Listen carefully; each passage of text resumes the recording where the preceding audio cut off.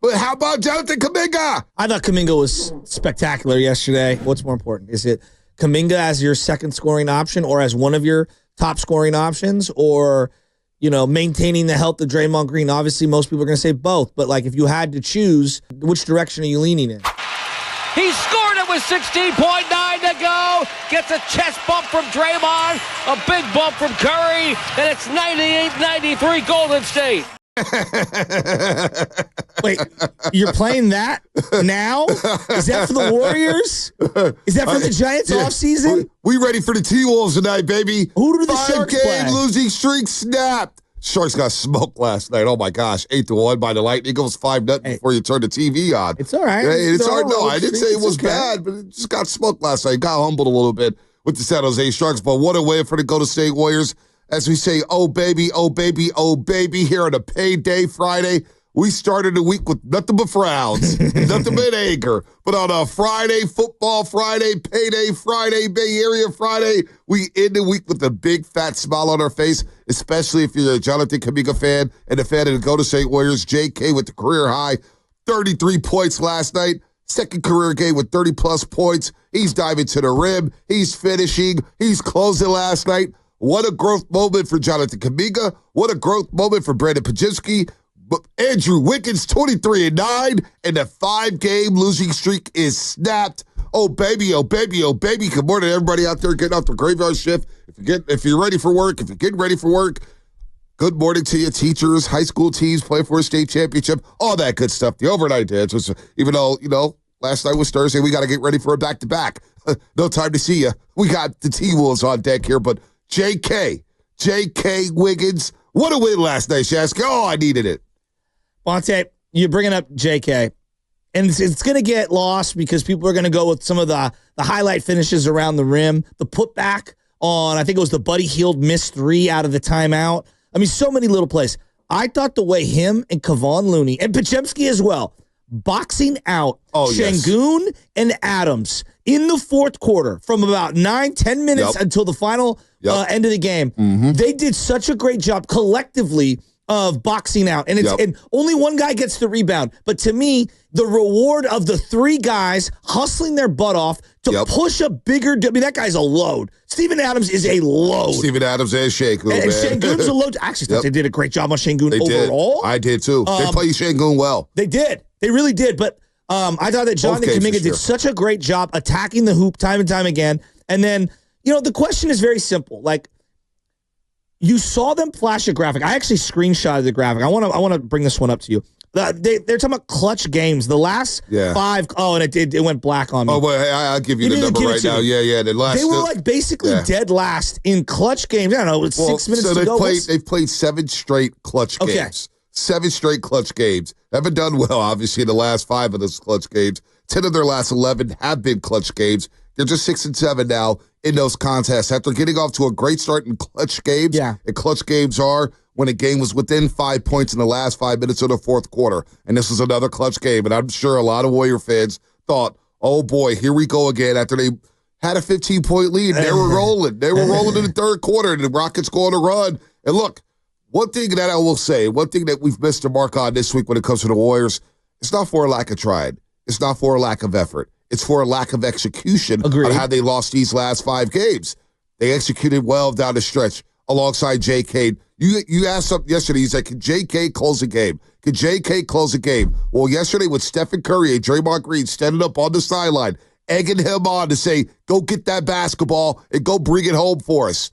J.K. yesterday, this is a great development, Warrior fans. Now, all of a sudden, when you get Steph Curry back, hopefully tonight, alongside Draymond Green, and you could run a set and say, you know what? Let's go run a 1-4 pick and roll or a 1-3 pick and roll. And that 3 or 4 is JK with him diving down to the basket in crunch time. He's strong. He's fast. He's tough to handle in the paint. He's got the midi, but he can also finish over multiple guys. This is a great development that now Steve Kerr saw in front of his eyes to break a losing streak and say, you know what? We could close with JK in that lineup, and he's a weapon down the stretch offensively when we need a bucket.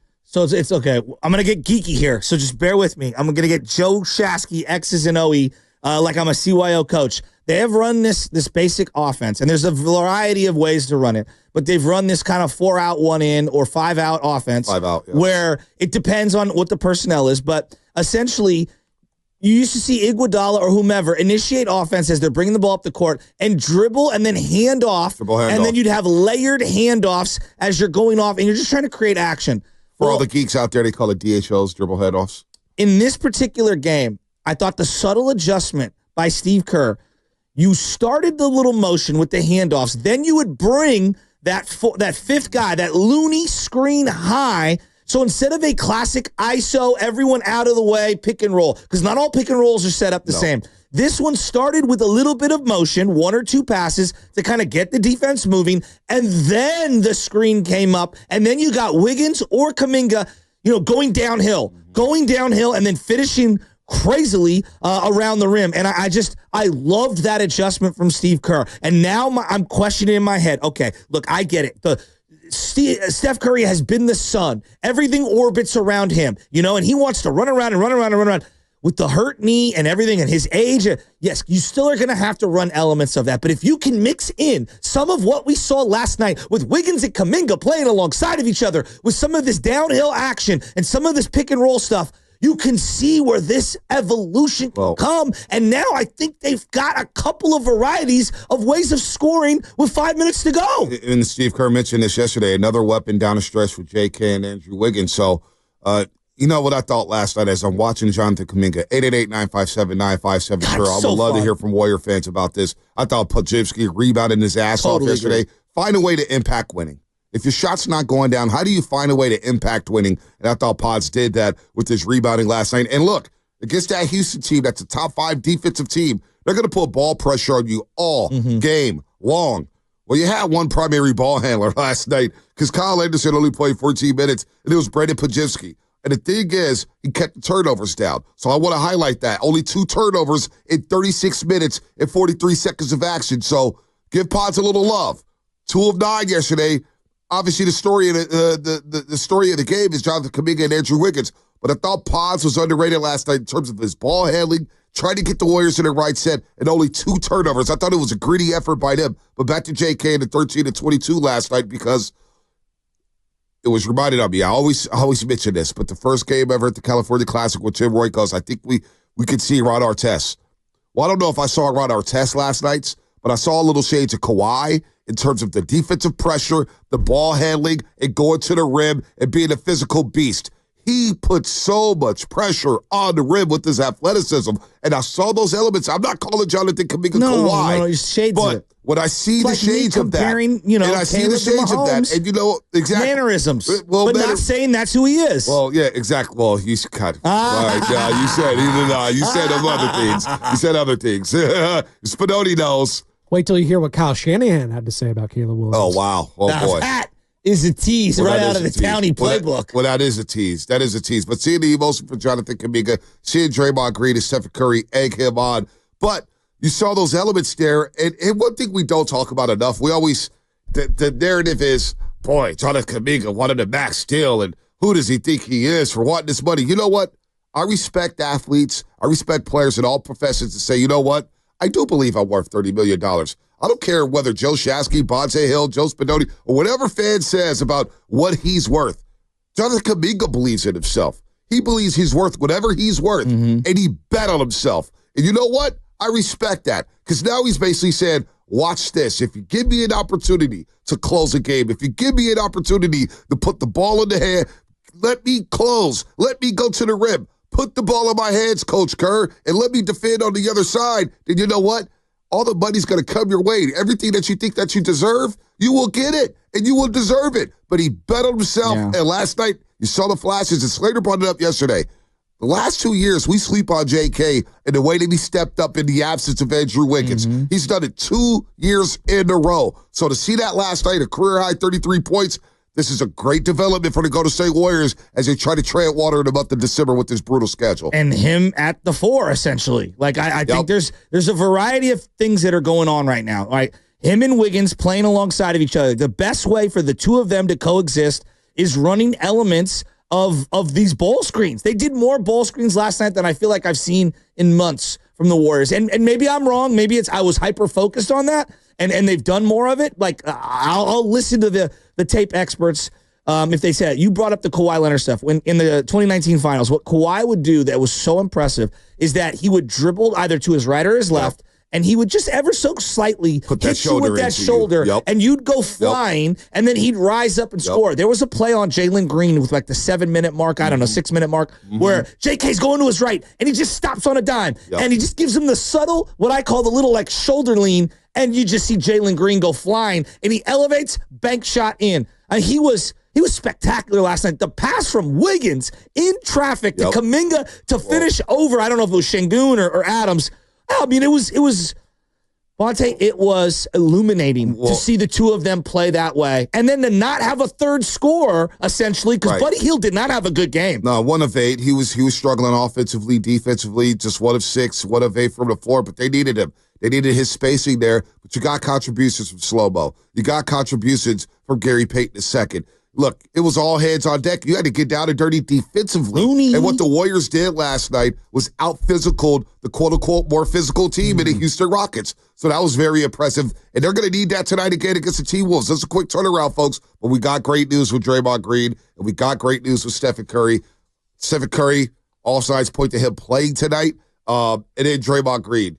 He has a possibility of playing tonight. His MRI came out clean with the left calf soreness. So that's another good development for the Golden State Warriors. You know what? You know who the biggest JK fan is outside of the studio? It's Coach and Vallejo. You know, Coach, I didn't even have to throw the number out. Coach is on the line waiting to talk about JK. Hey, Coach, good morning, Coach. Before you go, like, I thought Steve Kerr made the adjustments we've been dying for him to make in terms of setting the offense up to let this young man thrive. I was so happy for Kuminga. I'm going to tell you why. Because we're emotionally drained by the Niners. And it's not that we don't love them. We clearly love them, but it's been a draining, 8, 9, 10 months. It just has. Like, since the Super Bowl loss, the way that thing went down, a couple weeks later, you get all the NFL Films audio, just the rules, the listening to the Chiefs talk about how foolish we were to take the ball first. And, it's like twisting the knife. And then you have the whole Ayuk saga.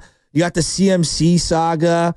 You've got Trent Williams. You've got some horrific, some horrific things that have happened to some families that are associated with the team.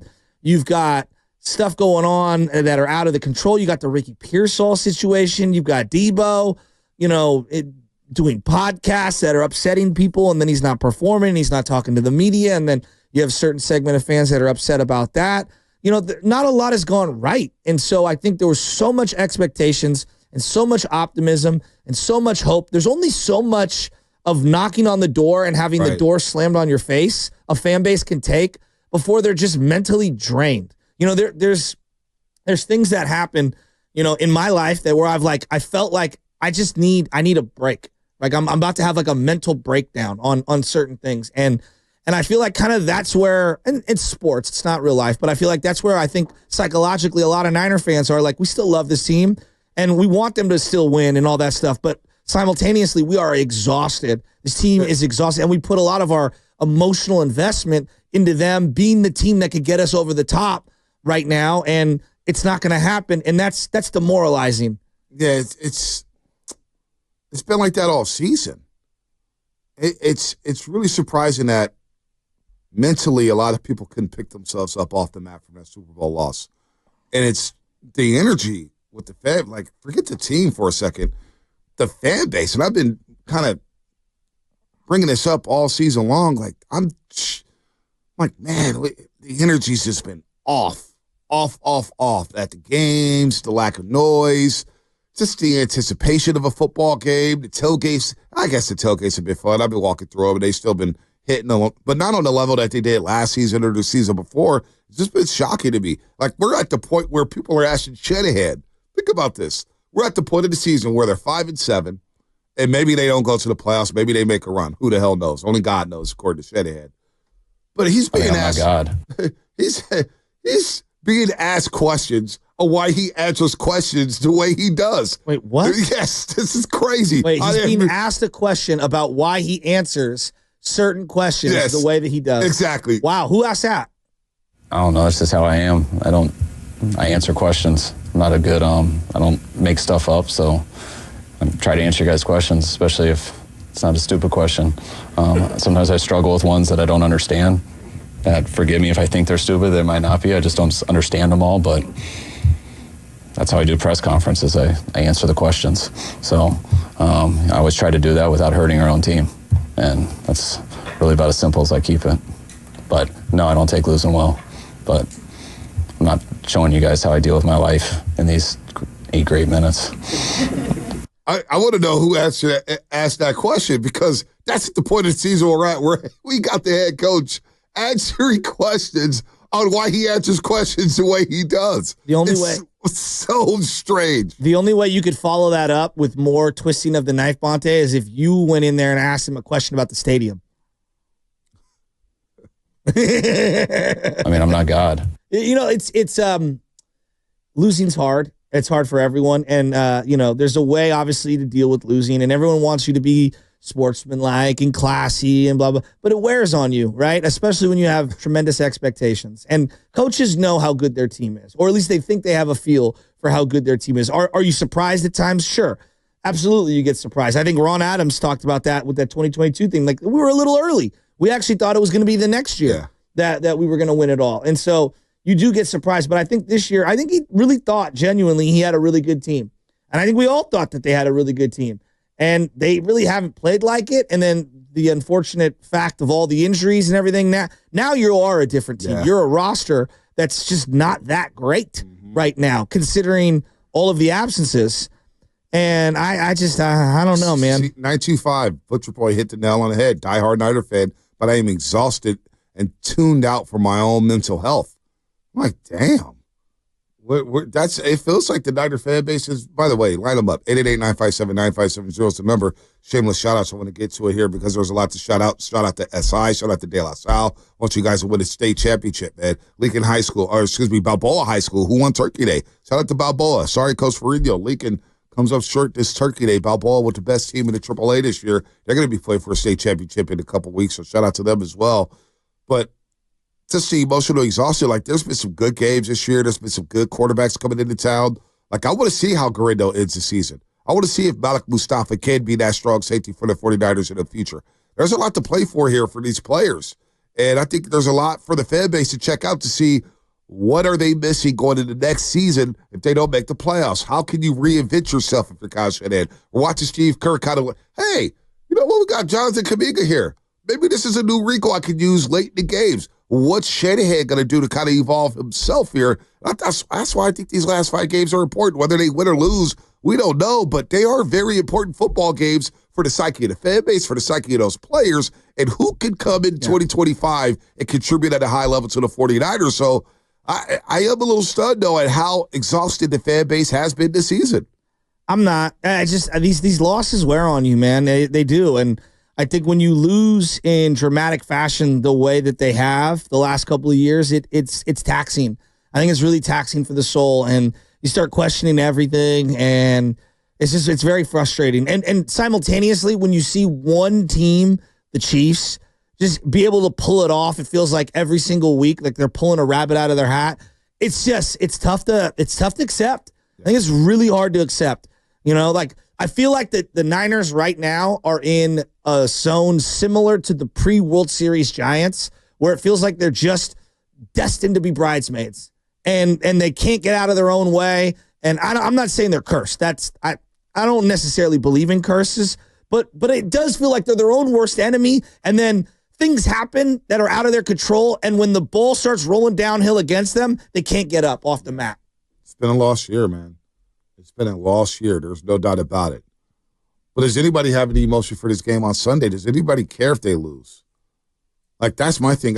Maybe there's a lot of Niner fans who just want them to lose to get a higher draft pick. I want Brock to play well. I don't really want him playing like lackluster these last couple of games going into the offseason.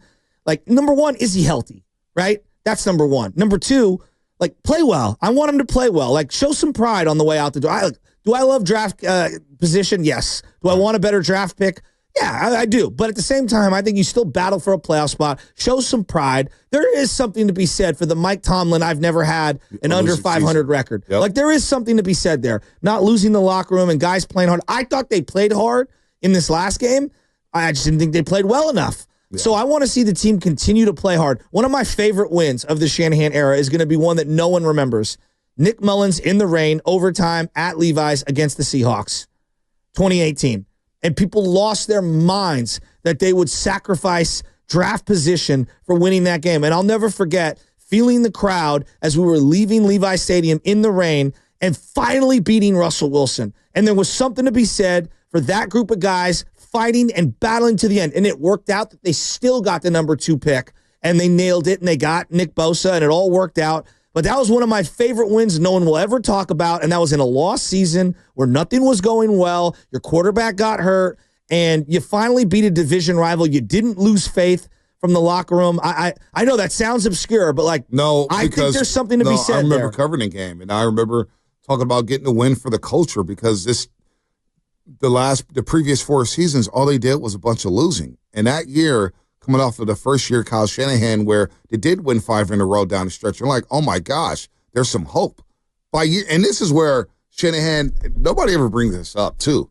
That Seattle game, you're right. I remember being at that game and wanting that win because of all the things you said. Plus, I thought it was going to be a good springboard for the offseason for guys like DeForest Buckner and Eric Armstead said, all right, we got something here. We just had some injuries here. Let's regroup. Let's get a number 2 overall pick. Let's bring in Nick Bosa and let's make a run. And they made a run in 2019 that ended in Miami in the Super Bowl.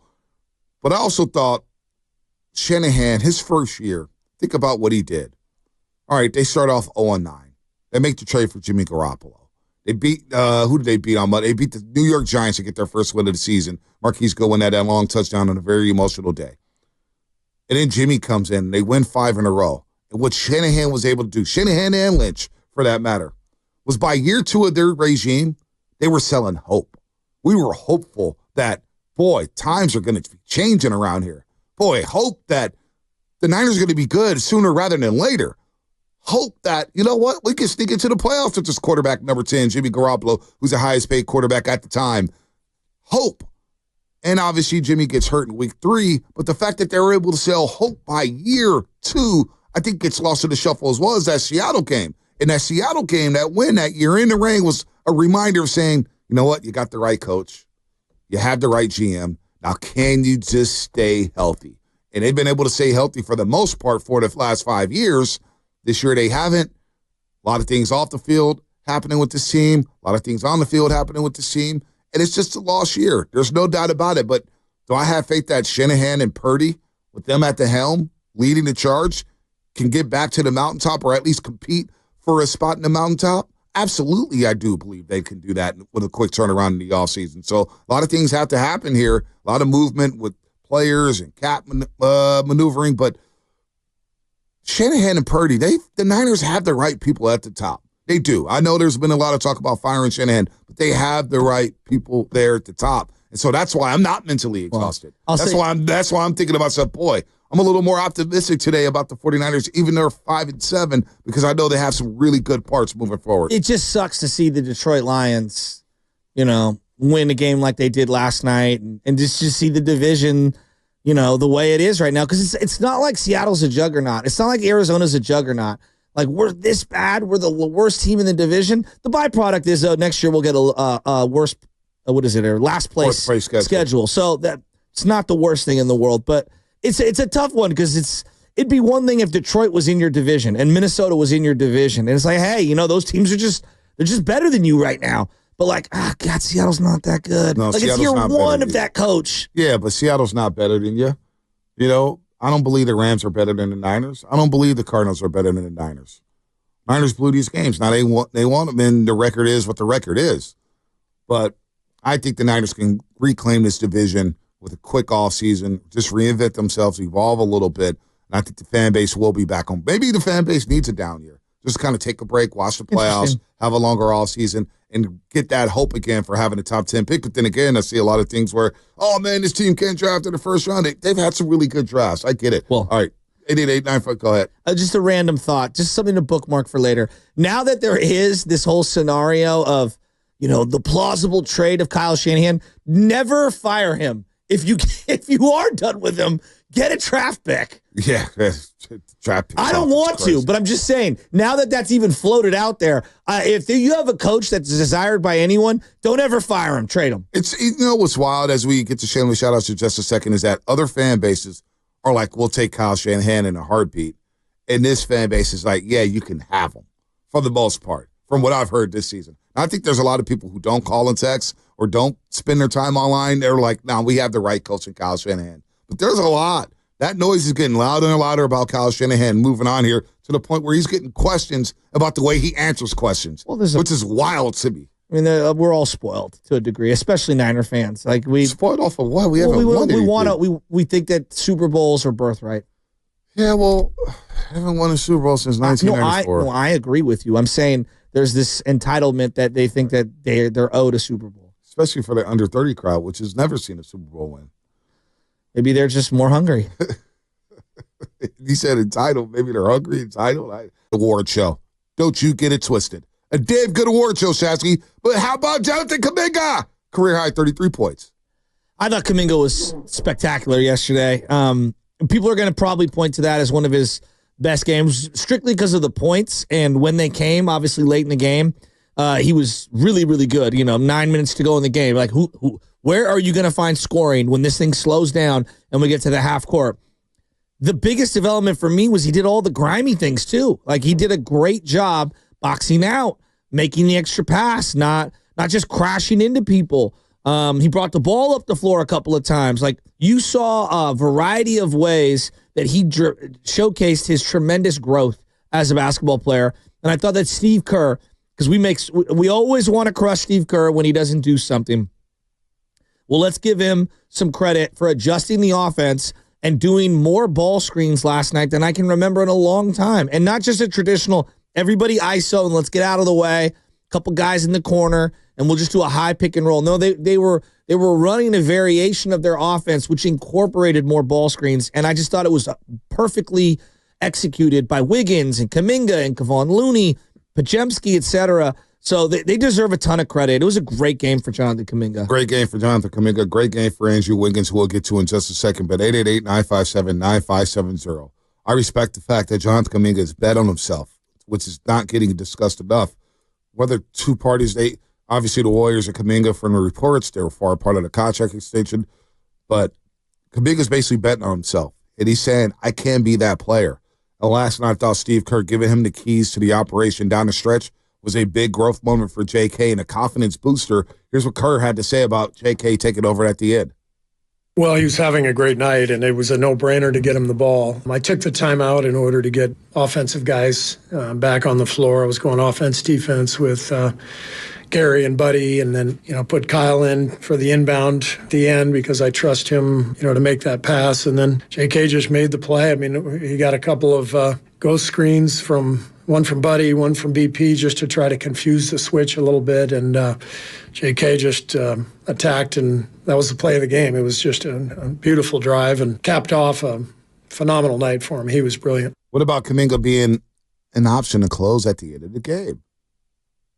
I think the biggest thing with our team right now is, we can see that we have chemistry. We can see how hard guys play. We just have to find the combinations that we can count on and hopefully get to night after night. I mean, that's the only way to really develop chemistry and continuity trying to close games. But, I think the floor has been opened up a little bit the last couple games for JK. Obviously, he's starting, but, can we get him out there more with Draymond, with Loon as a four, like he's been playing the last couple nights. That's really the key, and we just have a lot of guys, and so we have to sort through all this. But there's no question we can do more of this. I thought Wiggs too got downhill tonight over and over again, made some huge plays for us.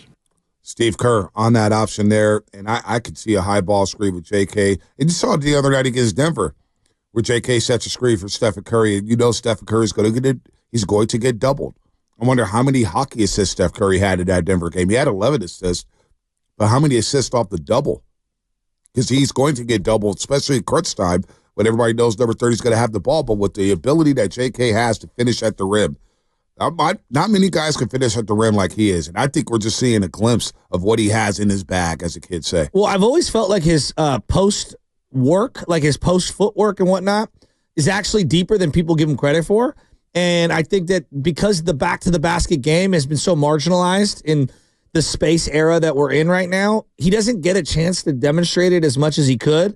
But he actually has a very good pivot foot. He does not travel underneath the rim ever. He can finish with both hands. So around the rim, he's very ambidextrous. Clearly, he's explosive. Yep. But I also think he has tremendous touch off the backboard. There were a couple like where he went off foot, wrong hand. Off balance, jumping off his wrong foot. And finishing in traffic. I think he's got a really good finger roll. He's got a really good kiss off the glass. And obviously, he can bounce. I mean, the guy is awesome. And I love the way that he played with Wiggins. I think a lot of people, fair or not, are like, can Wiggins and Kuminga play together? It's like, guys, last night was a showcase of it. Well, I thought last season, the last 20 games was a showcase for it. And Steve, remember last season, Steve said, I don't think we're going to play them together. And then he ended up playing them together, and it ended up working. It ended up working. Now, I think JK, as a game slows down for him, and that's the big key. He mentioned it yesterday. The game is slowing down for me. And when it slows down for him and he takes care of the basketball, again, I look at his last two nights against Denver and against Houston last night. 3 total turnovers, and all 3 was last night when he had more usage and the ball in his hands in 32 minutes and 55 seconds. Just 3 turnovers. So, 1, he took care of the basketball the last 2 nights. 2, he's slowing down and taking his time. 3, although last night he did settle for the 3, and he shot 50% from 3 of 6 for the 3-point line, but he's got his game going inside. So when you get your game going inside out, sure, step out and take a couple threes there because teams are going to be reluctant to let you drive because of that threat. So, all right, JK, man, what a growth motive for him. But I always believed that JK, me personally, that JK and Wiggins can work because they're so good defensively. Now that can they work off each other, that 3-man game with Steph, and JK and Wiggins, I think it's something I want to see more moving forward. Yeah, and I think the elixir is him at the 4, right? Now, you're obviously going to have to tinker with different lineups and have different combinations around him, whether it's Looney at the 5, Draymond at the 5. I think at times there was a really nice pocket pass by Pods to TJD on a high pick and roll. Maybe it'll be TJD, though. It feels like, not that he's out of favor, it's just I think they're picking and choosing their spots, and right now Looney's playing a little better down the stretch, and I think they've leaned on Looney a little more, which I would do too, because right now Looney is playing a little better. I think TJD's gonna, he's a work in progress, but how do you keep that going for Jonathan Kuminga if he's going to be in the starting lineup? Do you start Draymond at the 5? Well, no, I think you're kind of leading me to something that I've been thinking about. We'll get to Chris and Shadow's age just a second. And I've been thinking about this. So they've had 11 different starting lineups. And the Warriors, when they send out their tweet or their graphic on Instagram, they call it the first 5, not the starting 5. They call it the first 5. And I kind of like that. Because, I've been yelling to the high heavens the last 2 years. Now, obviously, for certain players, it does matter if you start. But I look at this team thing.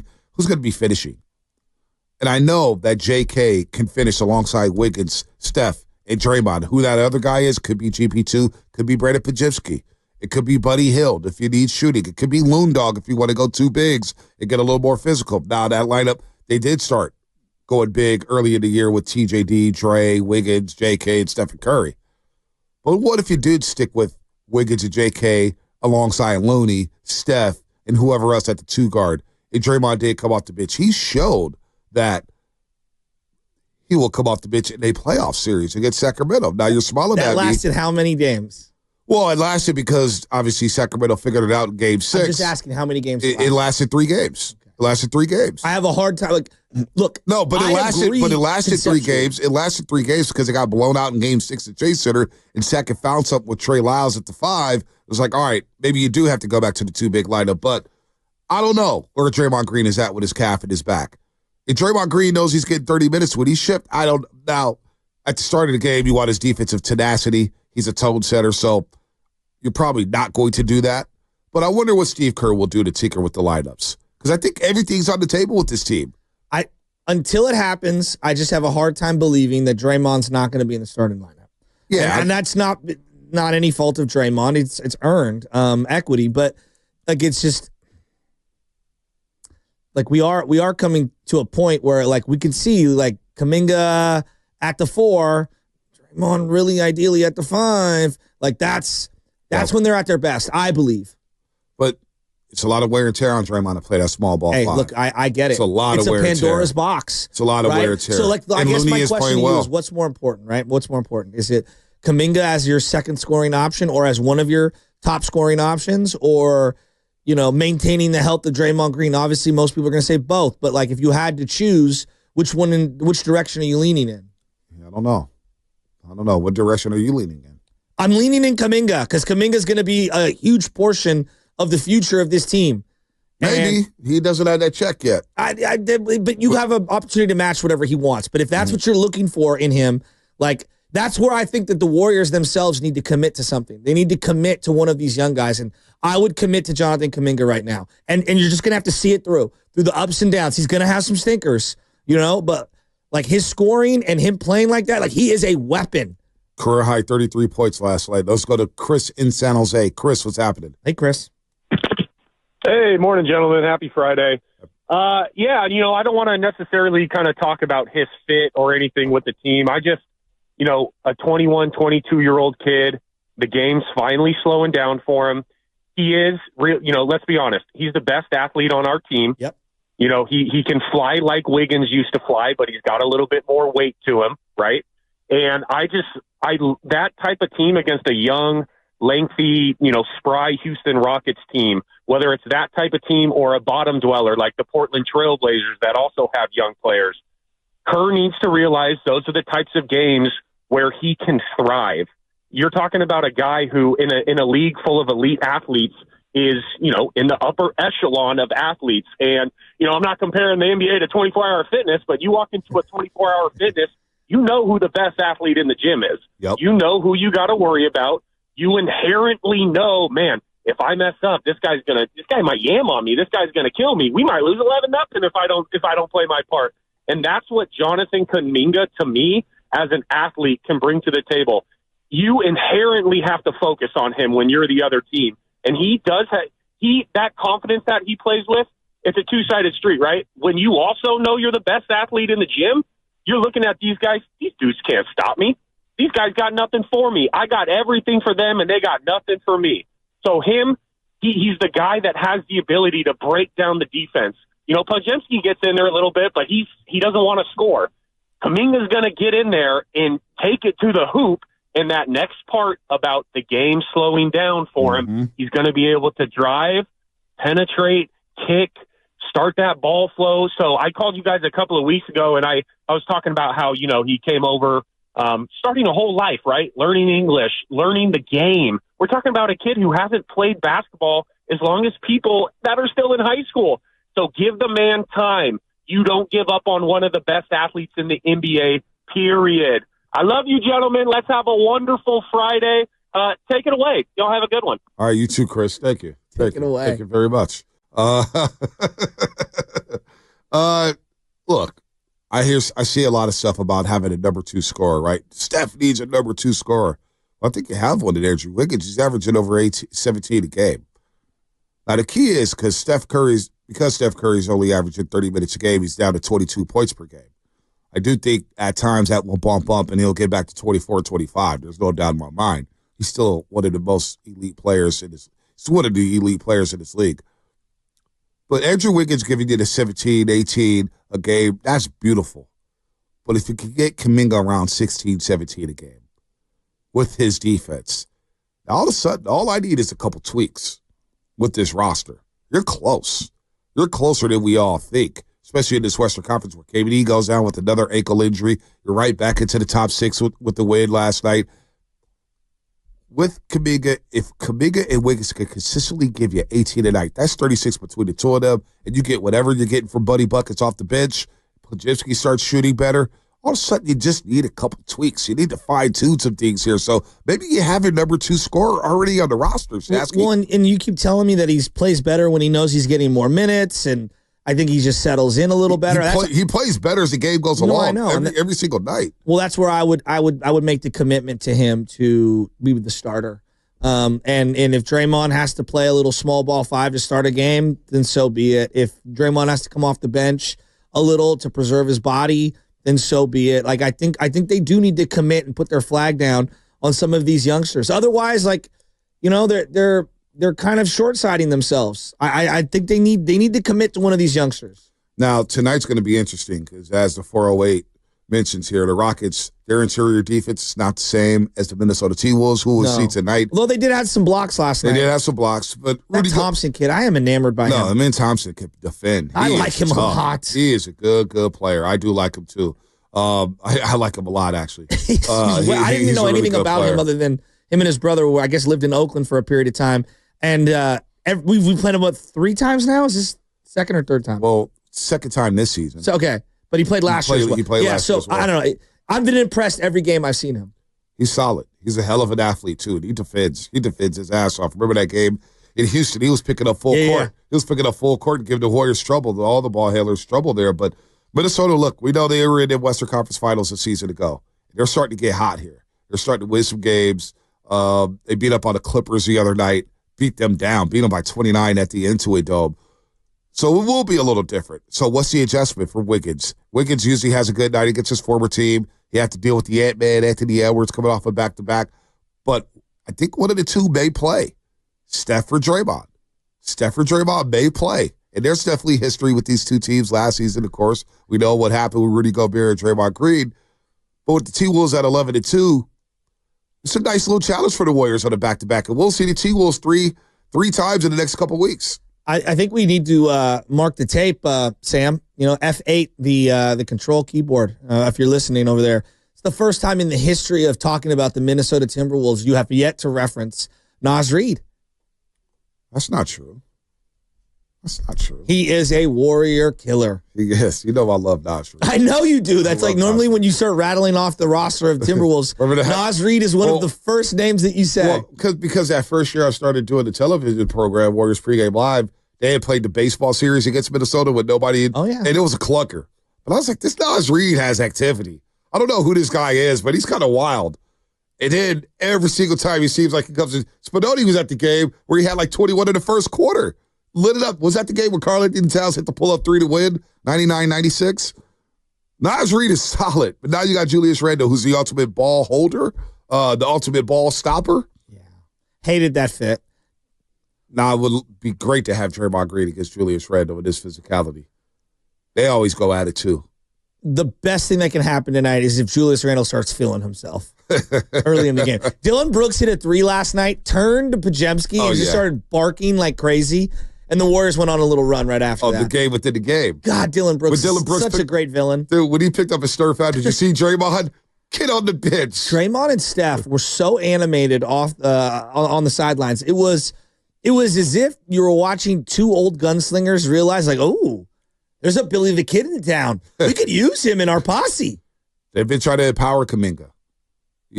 Especially Draymond. He's talked about trying to get Kuminga to the All-Star game or whatnot. I think Kuminga does need to be in the dunk contest.